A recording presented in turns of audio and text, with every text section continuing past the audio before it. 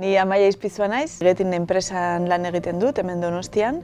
Julen Kaminos naiz, bidean produkzioaken lan egiten dut. Guk artistak eramaten ditugu, management alorrean eta promotoran alorrean beste artista batzuk. Bideanen arlo ezberdina ditugu, alde batetik managementa, Euskal Herriko talde ezberdinak eramaten ditugula. Gero produkzio ezberdinak egiten ditugu, baita ere beste enpresa batzuntzako, getientzako bezala, ere zerbitzuak eta produkzioan laguntzen diegu. Eta gero furgonetak ditugu jiran ibiltzeko talde ezberdinekin. Nik uste pandemiaren ostean, ez dakit ados egongo zean, baina pandemiaren ostean sortutako kontzertuen zaparrada handi horretan murgiltzea erronka handia izan dela, barneratzea gure enpresan kopuru hazkunde handi hori, eta batzutan ezetz esatea izan da igual erronkarik handiena. Gauza asko etorri dira eta gu denetara baietz eta momentu batean pentsatu dugu ez daukagu estrukturarik dena barneratzeko eta iazko arazo handiena hori izan zen, pixka desbordatu bezala egin genula, ez? Eta hori zaila izan da guretzat ulertzea. Nik uste hor pasadana lehen bai izatezala, gure kasuan behintzat, bajoi pixkat negualdean eta pandemia eta gero ez dago deskantxori.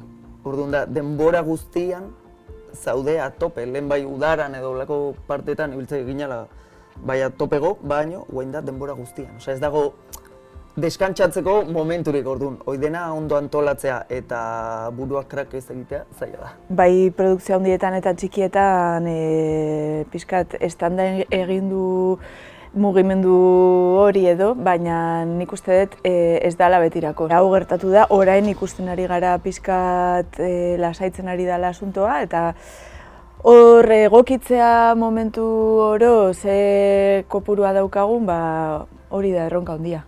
Euskal Herrian oso jende gutxi gabiltza eta azken denak laguna dira eta pozgarria da ikustea hain ondo ateatze zaiela gauzak.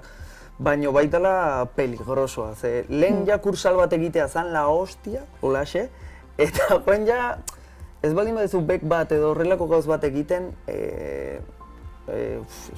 ja da, zenbaki oso honditan gabiltza eta guain arte ez da normala izan Euskal Herriko taldeetan, eta pozgarria, baino con pies de plomo, egunerokotasuna eta realitatea azkenen aretoak, gaztetxeak eta horrelako formatu txikiak dira. Orduan hori da mantentu behar duguna besteak egoteko ondoren, baina azkenen da evoluzio bat. Bai, eta brilloa daukala ematen duna edo kontzertu handi horiek alegia prentsan agertzen diranak eta ez dira egunerokotasuna.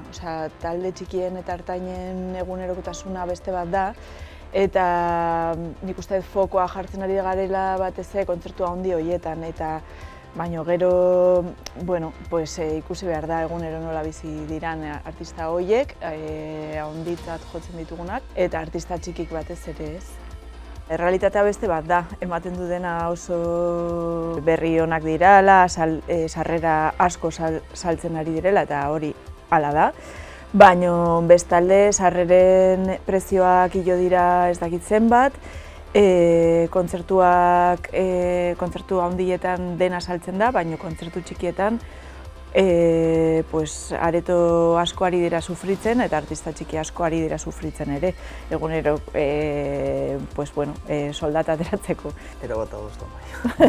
Erabat ados, bai.